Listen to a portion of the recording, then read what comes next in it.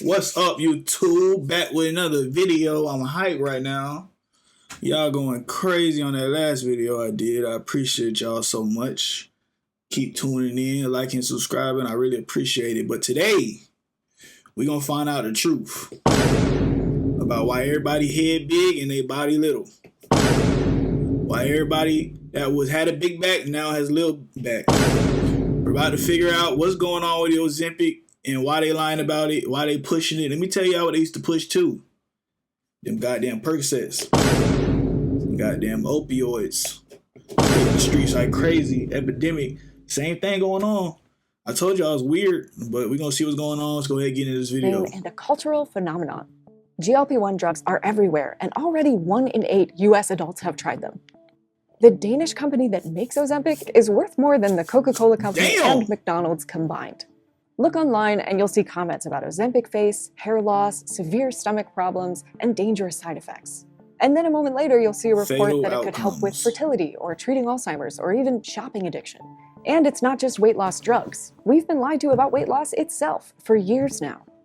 How much do we know about GLP-1 drugs, and are we being told the full truth about them? No, you're I've not. spent the last few months diving into the research and even tried to get some GLP-1 medication myself to see what's really going on here. At this point, I spent a lot of time on social media digesting what the discourse is out there about this medication. One of the pieces of misinformation I'm seeing over and over again is this idea that these drugs are brand new, that they're not well studied, and that they're not well understood. I'm so scared of that shit, bro. I am so scared of that shit, bro. There's so many people on Ozempic right now, twin. If that shit come back wrong, bro, in a couple years, bro, it's gonna be like, damn, bro, that's sad. Cause you gonna really see it again that they just pushing shit on us for money. Cause if I'm not mistaken, this is basically just insulin medicine, right? So that means they could have been used it, but once they found out they could make some money from it, they really push it to everybody. Like, you can get, bitch, you can go sprain your ankle tomorrow, and if you overweight, you can get Ozempic. I'm telling you, they pushing that bitch, twin. I'm telling you. You know, there's no studies on what it does to a body without diabetes. There is no research on a person that is not diagnosed with type 2 diabetes. So we know that this line that they're untested or not understood is just not true. They've been studied a lot for both safety and efficacy for both diabetes and weight loss. Thousands of people have been studied in clinical trials specifically for obesity, but not for diabetes.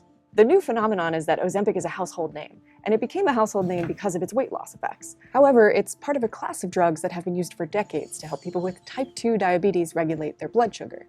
And just in that regard, it's been a huge medical breakthrough. I think we could probably critique that on its own, in that our society is so weight obsessed that none of these diabetes treatments were a household name, even though 1.5 million people die of it each year. But as soon as it started making celebrities skinny, all of us were talking about it.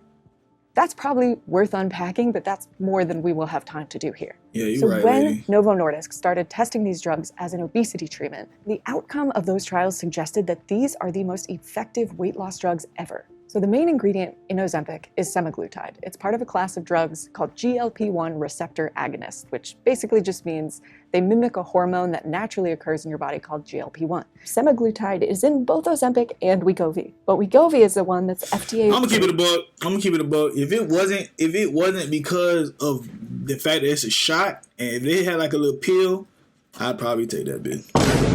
But I'm afraid of needles. I'm not taking those shots no time. I'm not doing that. I'm not taking no more shots than I have to. But if that bitch was a little pill I could pop real quick, get a big head, little body. Well, I might be in that bitch, twin. I ain't gonna lie to you. For weight loss. If these medications are paired with a healthy diet and exercise, people who are on semaglutide lost on average 15% of their body weight. The people who were just dieting and exercising lost on average 2.4% of their body weight. A newer drug made by Eli Lilly called tirzepatide did even better in its clinical trials, with people losing an average of 20% of their body weight. And so based on that data, we started to have all this very hyped news coverage about how these drugs were a game changer and a blockbuster, and how maybe obesity would be cured forever, which honestly is kind of a bizarre framing. Even from the very first studies, there were people who were not responding to these drugs. Yes, it's a really big deal that 86% of people in a trial lost a significant amount of weight. However, that means 14% of people didn't. Well, I feel like if we Should I get to switch a to point monthly where CRM? everybody's on I've it been and that's trying like to a configure thing, this field for an hour, it's but gonna the be like you CRM can't make fun of sucks. them because it's their body, right? It's not them. I mean, it is. I mean, Despite all this talk I don't about know. miracle drugs, the figures are basically the same for both semaglutide and tirzepatide. Roughly 1 in 10 people don't lose significant weight while on this medication and are what's called non-responders. I really wanted to speak to someone who went through this, so I put a survey up on BI's social media channels, and that's how I found Erica. It's working for other people. Like, why isn't it working for me and my body chemistry? But I'm mad it didn't work, but then I accept it and I just got to find another way to lose the weight. Come on, Erica Erica, says you her got doctor this. You got didn't this, warn her twin. that these drugs don't work for Turn everybody. me up. Like many of us, most of her information came mainly from media coverage. When you set these drugs up as a miracle or a magic pill, you're also setting people up for massive disappointment if they had high hopes of weight loss and then these drugs don't work for them. There is one more thing that a lot of coverage has missed. Real life is not the same as a clinical trial.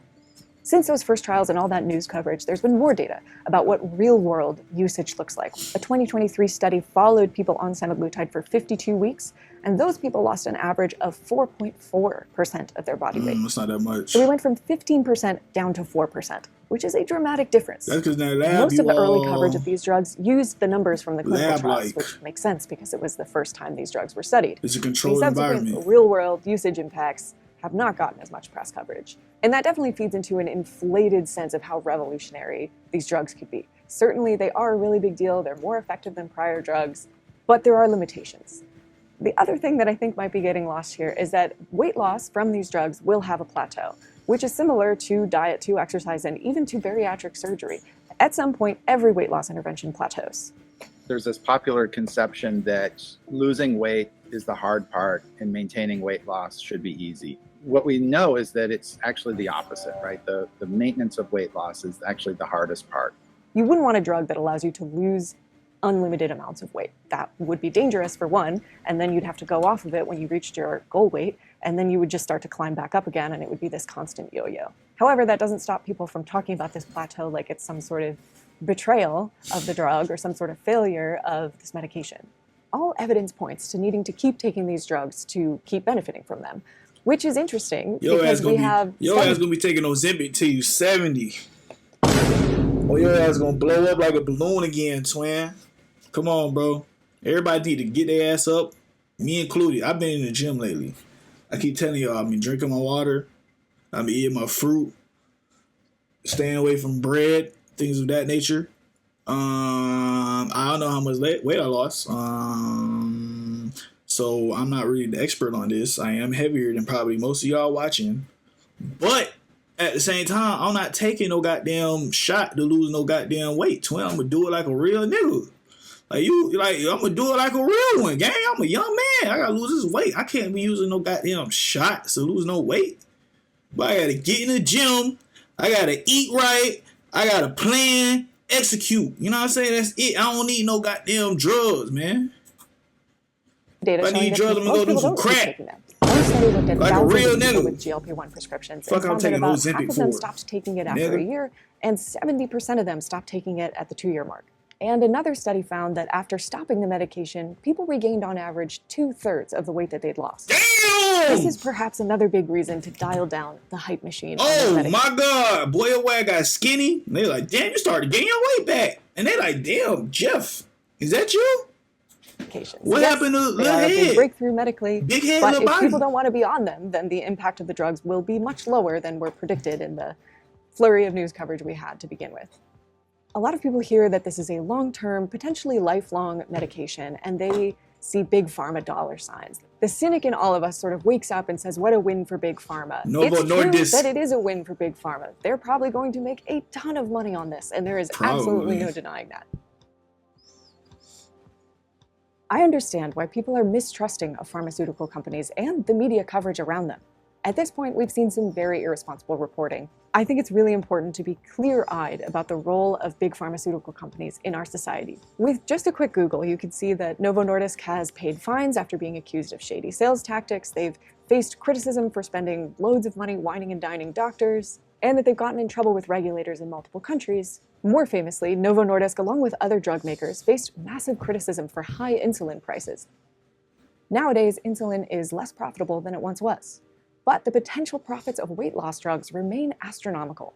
And make no mistake, Novo Nordisk will be cashing in on these drugs, and already is. At one point, the company's valuation was bigger than the entire GDP of Denmark. Oh my Understandably, God, some people who don't boy, trust y'all big buying pharma that or bitch. simply don't have access to these drugs are Niggas be turning to buying them natural drugs. alternatives.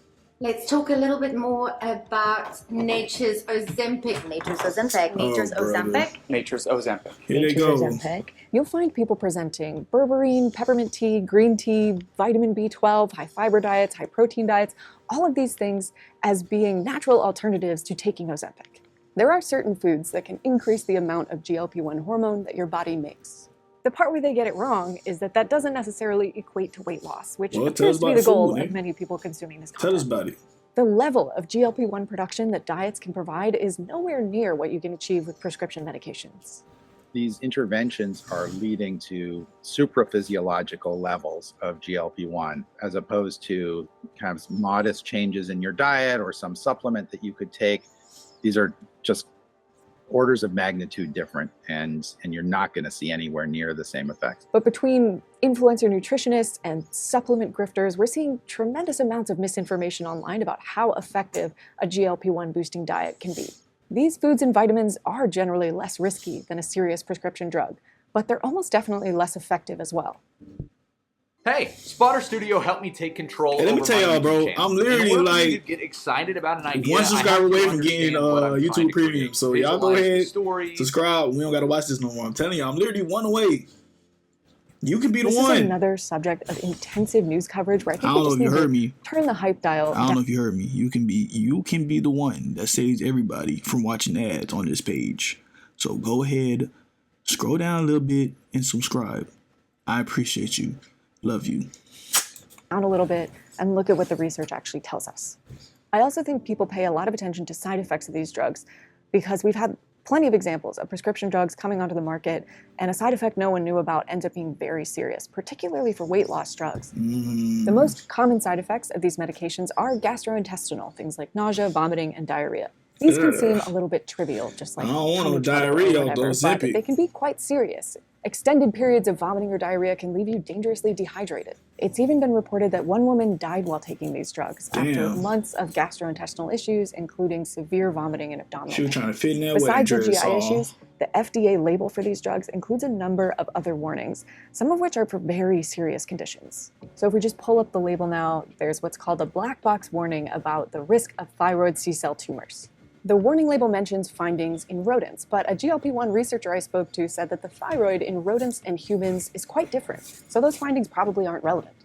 Sometimes by putting a warning label on because of initial good Nigga, what? intentions, you can cause more harm by scaring away people who otherwise might be willing to take this medicine and benefit from the medicine. While the link between GLP-1 medication and thyroid cancer has been hard to establish, the link between obesity and thyroid cancer is much clearer.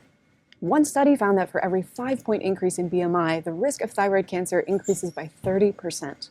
There's also another category on this label called warnings and precautions, and it includes acute pancreatitis, acute gallbladder disease, hypoglycemia, acute kidney injury, hypersensitivity God reactions, diabetic retinopathy, heart rate increase, and suicidal behavior and ideation. Suicidal The label behavior. here just says monitor for depression or suicidal thoughts, discontinue Wegovy if symptoms develop. What? That's not very reassuring to me. This is an ongoing and evolving thing, but the weight of evidence so far suggests that these drugs alone are not going to cause you to have suicidal thoughts. It is not uncommon for drugs to have very intimidating, if not downright scary-looking FDA warning labels. It's important to remember that things listed on these labels are potential risks rather than guaranteed results, which actually does seem to get lost in the shuffle a bit on social media. Shit, Most of the more serious risk side and effects of that's GLP-1 too drugs are close. on the rare side. Most people who take these medications will not get pancreatitis. Sometimes people wonder why a drug could be approved if it has so many alarming side effects. But it's really not uncommon. If you look at metformin, a very popular diabetes medication, it has a warning damn for potentially pills, fatal bro. lactic acidosis. If you look at the label for ibuprofen, it has a warning about potential increased risk of stroke. These things are calculated in the context On of the humans. ibuprofen? If you take these drugs and don't have a medical need for them, your risk calculation is different, and you are putting yourself at greater risk of harm. Your neighbor who is interested in taking this medicine to lose 10 pounds so they why, like, whenever these people come on camera, do they not know they're getting on camera that day? Like, why does like he on his cell phone talking to you, like, on FaceTime, like, on some shit like this, like, yeah, got some important shit going on, but why they ain't never, like, set up nowhere? You can get into a size 8 dress for Uncle Harry's wedding. They weren't studied in a clinical trial. But besides what's on the label, which is scary enough on its own, there's all these rumors on social media about a whole other category of effects that are mostly cosmetic, things like Ozempic face or hair loss. And it's not just hair loss. There's been a ton of concern about how much muscle people lose while taking GLP-1 drugs. However, whenever you lose weight, even if it's just through diet and exercise, you do tend to lose some lean muscle. One thing that's often forgotten in this whole conversation is that weight loss itself can have some very serious side effects, particularly rapid or extreme weight loss. Even losing weight fast through diet has been linked to hair loss, muscle loss, depression, gallstones, all side effects that overlap with the side effects of Ozempic. So it's really hard to tell where one ends and the other begins. Personally, I think this is just another example of how the conversation around you want to fit in that dress. Really weird. People seem to want there to be a punishment for taking a vanity drug and almost gleefully report this idea that your face or your hair or whatever would fail you when you've taken a step to make your body look nicer. At least that's the perception. And to be sure, some people have taken Ozempic as a vanity drug. These drugs became a household name because celebrities were touting them for weight loss, and in many cases, already thin celebrities were touting their weight loss benefits. So we've talked about the bad, but there are also some really interesting positive effects that these drugs potentially have.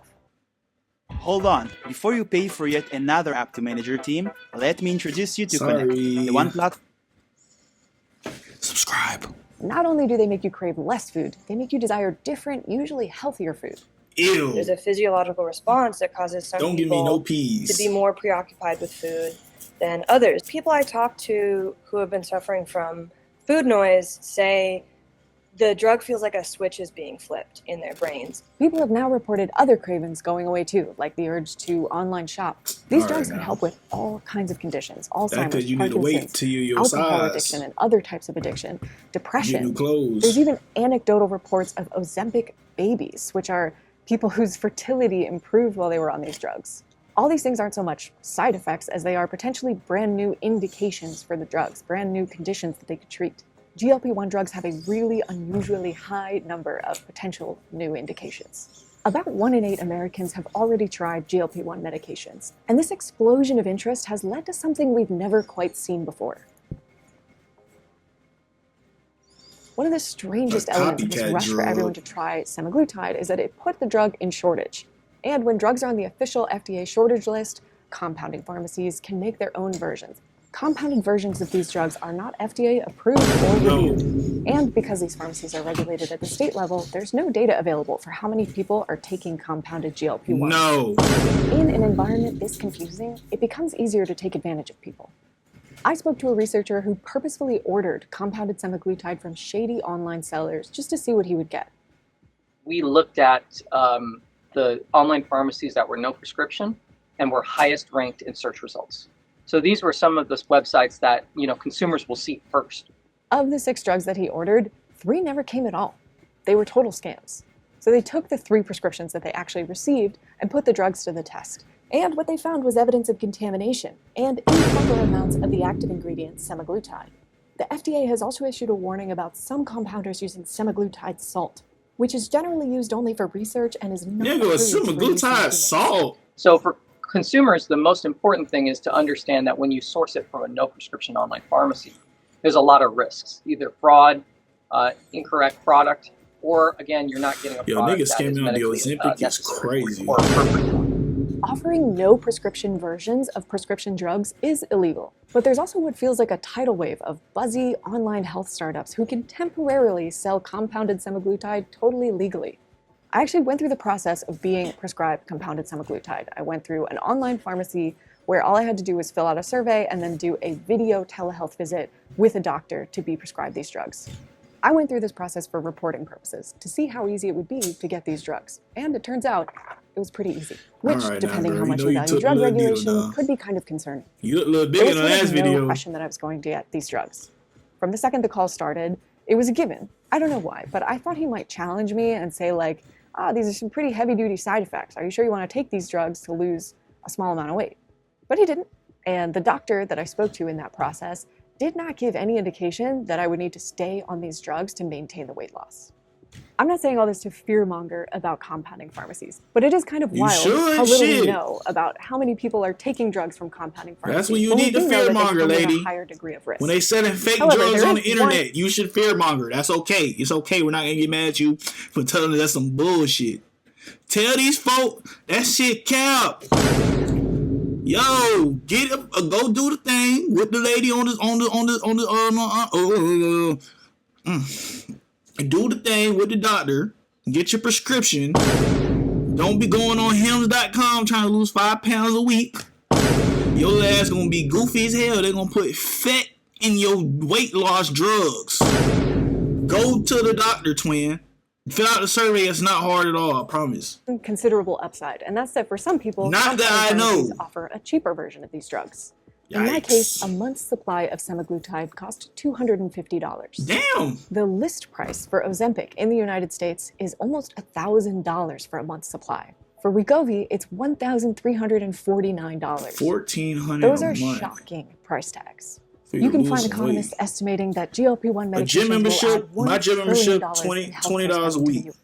$20 every 2 weeks. It's open 24 hours a day. You go in that bitch, get your workout in, and you good. $40 a month for the gym. Some gyms are cheaper. Planet Fitness, you can get in that bitch for $1 a month for the whole year. Nigga, you be good. You spending this much money on some weight loss drugs is kind of OD. I'm not gonna lie. Estimating that GLP-1 medications will add $1 trillion in healthcare spending to the U.S. God damn. Then we have other boy. economists These got estimating money, that it's actually boy. somewhere between 20% and 50% of that. And it's not really possible to know who's right or wrong because the actual prices paid to drug makers are secret. And that's one of the many oddities of the American healthcare system, is that no one knows exactly what drug makers actually make from selling their drugs. It's considered proprietary information. At the end of the day, a lot of people seem to want it to be true that these drugs could actually save healthcare systems money, that we spend so much on treating obesity and related conditions that these drugs could actually be a net money saver. And while that might eventually happen, especially if the cost of these drugs goes down, that is a very rare feat for a drug to pull off. The most important thing to remember is that if you see estimates of how much a certain drug is going to cost U.S. healthcare systems, or how much obesity costs America in general, remember that these are really rough estimates. And that's important because the stigma that people with obesity face is often couched in this idea that they're a tremendous financial burden to the healthcare system. The average team spends 50% of their time doing work about work. That's a lot of dollars. Y'all put a lot of ads on this one, twin. The easy way out. I have seen countless comments saying, why do you need Ozempic if you can just eat healthier? Why do you need to take these drugs? What you're looking for is willpower. It simply doesn't make sense to talk about Ozempic as being the easy way out. Damn! Wait, no, that's crazy. Wait, no. It simply doesn't. If you don't need it for diabetes, just go for a walk once in a while. She like, bro, this isn't a real person account though, I ain't gonna lie. But she's like, bro, if you don't got diabetes for real, bro, take your big ass for a walk once in a while. She say once in a while. Like, nigga, at least every now and again you can go walk. What the hell? It makes sense to talk about Ozempic as being the easy way out. The easy way out implies there's another way out. And for a lot of people, there just isn't. What these medicines have taught us is that a huge number of people living with obesity, they were restricting their calories. They were following diets. They were exercising. And it just didn't work for them, even though they really wanted it to work. And now we have something that helps them. And guess what? They're losing weight. We've been lied to about weight loss for a long time, and we're only just starting to figure it out. Yeah. The reality is that we, both as a culture and 5, the medical community, have been significantly underplaying how difficult it is to lose weight, and especially how difficult it is to maintain weight loss. We have a ton of data on this at this point, and we know that drastic weight loss is exceedingly rare and is usually temporary. Over time, we've also learned that exercise is not nearly as big of a factor in weight loss as people tend to suggest. It has many benefits and is still important for overall health, but burning more calories is not a guaranteed path to weight loss. Many studies have shown at this point that even in the best of circumstances, where we're combining diet, exercise, and behavioral counseling, people tend to only lose 5 to 10% of their body weight. Then after that, your body fights back. When you lose weight, your body starts to release hormones that increase appetite and reduce feelings of fullness. So there's actually a biological mechanism encouraging people to eat more as weight is lost. Studies on people who've lost quite a lot of weight have found that they burn fewer calories than scientists expected, even when you account for the fact that their bodies are smaller and they're carrying less weight around. If you lose, roughly 20 pounds or so, and you're maintaining that 20-pound weight loss, you're probably burning about 250 calories per day less than you were before you lost the weight. And we've known that for a very long time. The advice that doctors gave for years was that all it takes is small tweaks to your lifestyle. Swap your bag of chips for an apple, or take the stairs. You can still find all kinds of advice like that online. And it's actually, frankly, bizarre that after decades of research supporting the idea that this is a very complex issue, so many people insist on acting like it's easy. It is understandable to have anxiety about medicating millions of people for what's seen as a wider societal issue. And some people say this is a Band-Aid on a bigger problem. Those bigger problems being things like our food system or our sedentary lifestyles. And yes, there would likely be tremendous social benefit to addressing those very complex systemic problems. But for now, we have a relatively safe and effective drug that can give people another tool to manage their health in the meantime. So maybe it's a Band-Aid, but sometimes you just need a Band-Aid. That was a good video, I'm not gonna lie. Shout out to her. I like her videos. I'm not gonna lie, I appreciate them. Hey man, I don't know what y'all gotta do. If you're trying to lose weight the right way, the natural way, or if you're trying to get an Ozempic. I'm gonna try to lose some weight again, it's like in the natural way. But if in about 5-6 years I got an Ozempic pill, I might be on that bitch. I ain't gonna lie. I appreciate y'all for tuning in. I'll talk to y'all later. Bye.